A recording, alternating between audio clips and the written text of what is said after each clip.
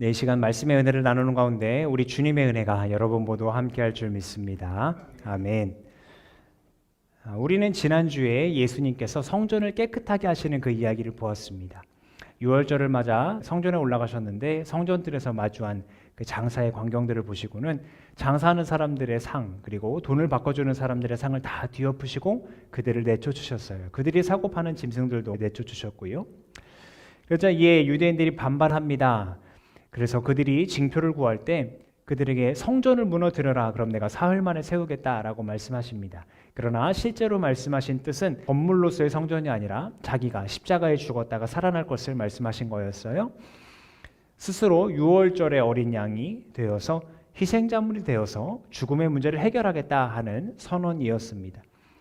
물론 당시 사람들은 그 말씀을 이해하지 못했습니다. 그럼에도 뒤에 이어지는 이야기를 보면 예수께서 유월절에 예루살렘에서 많은 기적을 행하시니까 그 표징들을 보고 예수님을 믿기 시작하였습니다. 그리고 그렇게 많은 사람들 가운데, 예수님을 믿는 사람들 가운데 니고데모도 있었습니다. 니고데모는 바리새파 사람이었습니다. 백성들의 지도자였고요. 근데 이제 복음서에서 대체로 바리새파 사람들은 좀 부정적으로 묘사를 하잖아요. 그래서 이 바리새파 사람이 니고데모가 예수님께 왜 찾아왔을까? 의도가 궁금합니다. 그런데 그가 하는 말을 보니 적어도 적대적인 의도는 아니었다는 것을 알게 됩니다. 자, 화면을 보시면 니고데모가 예수님 찾아와서 한 얘기인데요. 같이 읽어볼까요? 시작. 랍비님, 우리는 선생님이 하나님께로부터 오신 분임을 압니다. 하나님께서 함께하지 않으시면 선생님께서 행하시는 그런 표징들을 아무도 행할 수 없습니다. 자, 조금 전에 말씀드린 바와 같이 예수님께서 많은 표징들을 행하실 때 니고데모도 그 현장에 있었던 거예요. 그래서 그것을 보고 많이 놀랐던 것으로 보입니다. 이 니고데모 누구라고 말씀드렸습니까? 바리새파 사람이고 백성들의 지도자예요. 그러니까 성경에 능통한 사람이었고 많은 전통과 전승도 알았을 겁니다. 그런데 그가 보지 못했던, 그가 경험하지 못했던 많은 표징을 행하시는 예수님을 보면서 니고데모는 깊은 고민에 빠졌을 겁니다. 도대체 누구이길래 그렇게 표징을 행할까? 그러다가 끝내 결론에 이르게 된 것이 저 사람은 하나님이 보내신 사람이구나, 여기에 이르게 되었던 거예요. 예수님도 그 마음을 아시고 니고데모가 그렇게 이야기할 때 니고데모에게 말씀을 하십니다. 하나님 나라를 보려면 다시 태어나야 된다라고요. 그런데 다시 태어난다는 말을 못 알아듣고 그럼 내가 이 나이 들어갖고 어머니 뱃속에 다시 들어가야 됩니까? 라고 말할 때 아니, 그게 아니라 물과 성령으로 다시 태어나야 된다고 라고 말씀해 주십니다. 그럼에도 이해하지 못하니까 들려주신 이야기가 바로 제가 조금 전에 읽어드렸던 14절 이후의 말씀입니다. 그런데 예수님께서 말씀을 시작하실 때 갑자기 모세 이야기를 하시는 거예요. 모세가 광야에서 뱀을 든 것 같이 인자도 들려야 한다라고 말입니다. 자, 예수님께서 모세 이야기를 꺼내셨으니까 우리도 모세 이야기를 잠깐 보고 넘어갈까요? 우리가 구약으로 읽었던 민수기의 그 장면이 바로 배경이 되는 그 사건인데요. 민수기는 내용을 보면 이 출애굽기 다음에 이루어진 일들을 담고 있습니다. 그래서 출애굽한 다음에 광야에서 벌어진 일들을 다루고 있는데 그 광야에서 아주 의미 있는 인구조사를 2번에 걸쳐서 합니다. 그래서 이제 그것이 중요한 의미를 갖다 보니까 책 이름도 민수기, 사람의 수를 센다 해서 민수기가 됐어요. 자, 그런데 저는 이 민수기라는 이름에 별칭을 붙이고 싶습니다. 불평 이야기라는 별칭이요. 백성들이 얼마나 많이 불평을 하는지 이 민수기에만 무려 7번의 대단한 불만의 이야기들이 담겨 있어요. 하나님과 충돌했던 그 사건들이 담겨 있어요. 백성들이 불만을 늘어놓는 이유도 다양합니다. 저 적들이 무섭습니다. 우리가 배고픕니다. 목이 마릅니다. 덥습니다. 힘듭니다. 등등 여러 가지 이유들을 다 댑니다. 그리고 오늘 이야기에서 그 불만족이 아주 극에 달한 것을 보게 됩니다. 가나안 땅을 향해 가는데 좀 빨리 가야 되는데 빨리 가는 그 길목에 에돔이 있는 거예요. 그 에돔을 피해서 다시 아래로 내려와서 삥 돌아가게 생겼습니다. 성경에서는 백성들의 마음을 어떻게 표현하냐면 그들 마음이 조급해졌다라고 이야기합니다. 조급해진 이들이 모세를 향해서 어떻게 이야기하는지 한번 볼까요? 같이 읽어보겠습니다. 시작. 어찌하여 우리를 이집트에서 데리고 나왔습니까? 이 광야에서 우리를 죽이려고 합니까? 먹을 것도 없습니다. 마실 것도 없습니다. 이 보잘것없는 음식은 이제 진저리가 납니다. 멀리 갈 것도 없이요. 바로 앞장 20장만 가면 목마르다고 하는 이들을 위해서 바위 위에서 물이 이렇게 샘솟는 그런 기적을 경험했거든요. 하나님이 그렇게 기적을 베풀어 주셨거든요.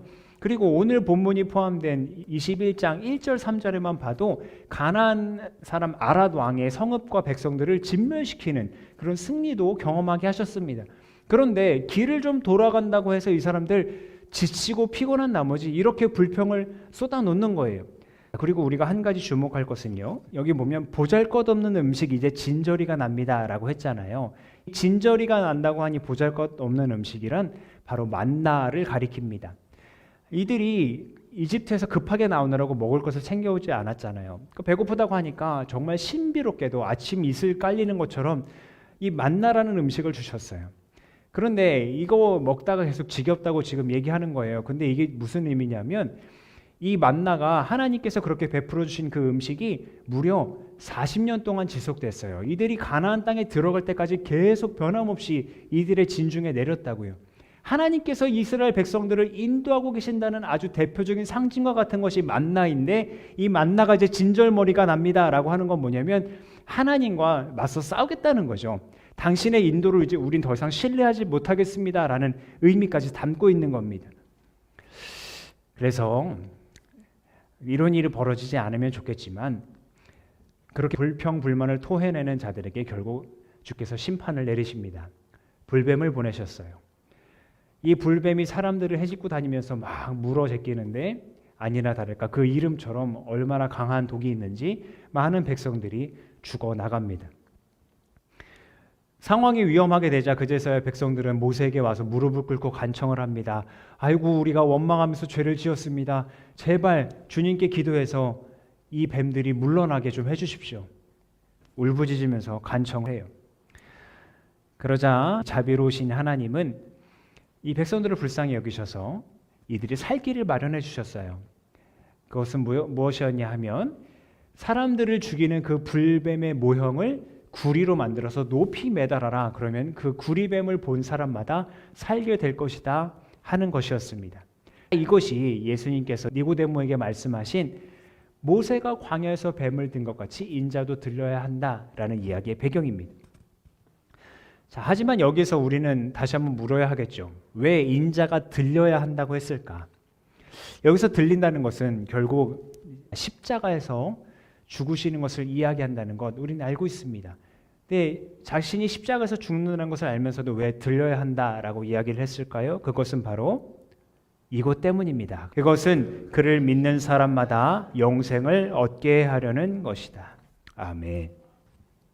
그러니까 원망과 불순종으로 불뱀에 물려 죽어가던 이스라엘 백성들이 하나님 말씀에 순종하여서 장대에 매달린 그 구리뱀을 본 순간 살아난 것처럼 예수께서 높이 들려서 십자가에 매달려 죽으실 때 그 모습을 보고 믿는 자는 살아나게 된다고 말씀하시는 겁니다. 자, 정리해 보자면 분명 백성들은 하나님께 대항하여 원망을 쏟아냈고 그것이 죄가 되어서 그들을 죽음으로 몰아갔습니다. 하지만 그렇게 큰 소리 치던 그들은 스스로를 구원할 수 없었습니다. 불뱀에 물려 죽어갈 때 그들은 자신들을 구원할 해결책을 내지 못했어요. 오히려 마지막에 이르러서야 다급해졌을 때 자신들을 구원할 수 있는 이는 오직 하나님 한 분뿐이시라는 걸 알고 간구했습니다. 그래서 하나님께서 비로소 살 길을 마련해 주셨을 때 장대에 구리뱀을 매달았을 때에야 그들은 살아날 수 있었습니다. 마찬가지입니다. 우리가 아무리 우리 가진 것으로 자신만만하게 스스로의 주인인 것처럼 살아간다 할지라도 결국 우리를 구원할 수 있는 것은 우리 자신이 아닙니다. 사도 바울은 서신서 말씀에서 우리가 기존에 어떤 이들이었는지 왜 우리를 스스로 구원할 수 없는지 진단하며 이야기합니다. 그때 여러분은 허물과 죄 가운데서 이 세상의 풍조를 따라 살고 공중의 권세를 잡은 통치자고 지금의 불순종의 자식들 가운데서 작용하는 영을 따라 살았습니다.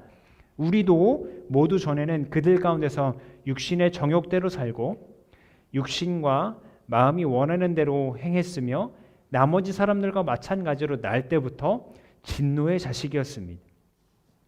우리 보고 진노의 자식이었대요. 결국 하나님의 진노에 죽을 수밖에 없는 상태였지만 광야에서 백성들을 살리셨던 것처럼 하나님은 살 길을 마련해 주신 거예요. 진노의 자식이라는 진단과 같이 분명 잘못한 것은 우리이지만, 잘못되었던 것은 우리이지만 믿음 말고는 아무런 대가도 요구하지 않으시고 구원의 길을 허락해 주셨어요. 그러면 우리는 물어야 되겠죠. 왜 믿기만 하면 영생을 주시는 걸까? 왜 다른 것 요구하지 않고 믿기만 하면 구원을 주시는 걸까? 그것은 처음부터 하나님의 계획은 멸망에 있지 않고 구원에 있었기 때문입니다. 하나님께서 세상을 이처럼 사랑하셔서 외아들을 주셨으니 이는 그를 믿는 사람마다 멸망하지 않고 영생을 얻게 하려는 것이다. 하나님께서 아들을 세상에 보내신 것은 세상을 심판하시려는 것이 아니라 아들을 통하여 세상을 구원하시려는 것이다. 아멘. 불완전한 우리, 진노의 자식이었던 우리에게 맡겨둔다면 우리는 완전하신 하나님 앞에서 설 수 없었을 거예요. 우리의 힘으로는 우리를 구원할 수 없는 걸 아시고 그렇게 멸망당하지 않게 하기 위해서 장대에 구리뱀을 매단 것처럼 자기 아들을 십자가에 매달으셔서 그 아들을 보는 자마다 믿기만 하면, 우리의 힘이 아니라 우리의 능력이 아니라 우리의 배경이 아니라 십자가 달리신 그 아들을 믿기만 하면 구원받을 수 있도록 길을 열어주셨습니다. 이렇게 영원한 생명을 얻는 그 구원은 다시 한번 말씀드리지만 우리 힘에서 비롯된 것이 아니고 믿기만 하면 거저 받는 것이기 때문에 말 그대로 은혜이고 선물입니다. 이것이 더 명확해지는 것은 에베소서 말씀을 통해서입니다. 행위에서 난 것이 아닙니다. 그러므로 아무도 자랑할 수 없습니다. 우리는 하나님의 작품입니다. 선한 일을 하게 하시려고 하나님께서 그리스도 예수 안에서 우리를 만드셨습니다. 하나님께서 이렇게 미리 준비하신 것은 우리가 선한 일을 하며 살아가게 하시려는 것입니다. 아멘. 여기에서 보면 구원이 행위에서 난 것이 아니라고 정확하게 못 받고 있죠.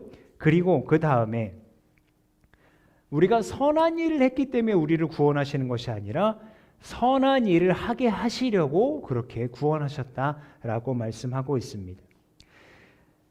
그러니까 믿음을 통하여서 은혜로 구원받은 뒤에야 비로소 우리는 빛의 자녀다운 삶, 선한 일을 하며 살아갈 수 있게 된다 하는 겁니다. 그러면 여기서 말하는 선한 일은 무엇일까요? 여러 가지 말씀들이 있습니다만 문맥상 에베소서 5장에 나오는 그 말씀을 한번 참고해 볼게요. 제가 빠르게 읽어드리겠습니다. 여러분이 전에는 어둠이었으나 지금은 주님 안에서 빛입니다. 빛의 자녀답게 사십시오. 그러므로 여러분은 어리석은 자가 되지 말고 주님의 뜻이 무엇인지를 깨달으십시오. 술에 취하지 마십시오. 거기에는 방탕이 따릅니다. 성령의 충만함을 받으십시오. 시와 찬미와 신령한 노래로 서로 화답하며 여러분의 가슴으로 주님께 노래하며 찬송하십시오.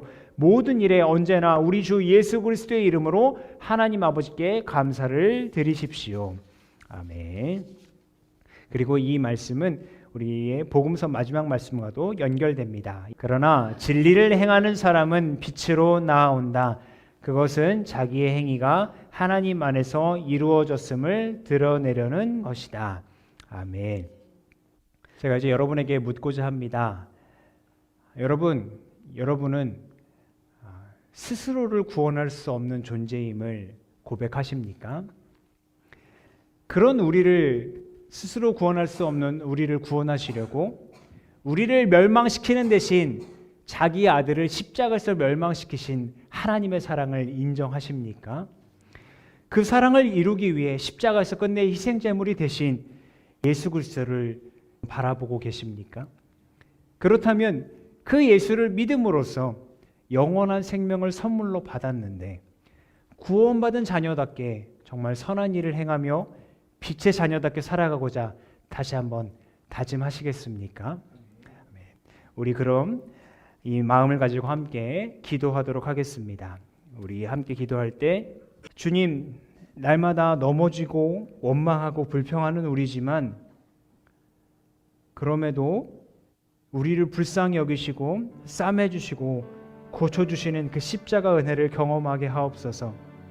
우리의 시선을 십자가에 달리신 예수 그리스도에게서 거두지 않게 하시고 날마다 그 십자가를 바라보며 영원한 생명을 더 풍성하게 누리며 살아갈 수 있도록 인도하옵소서. 우리가 주님의 빛 가운데 거하게 하셔서 구원받은 자답게 선한 행실로 주님을 기쁘시게 하고 영광 돌리는 삶 살아가게 하옵소서. 시간 주여 한 몸으로 시간 함께 기도하겠습니다. 주여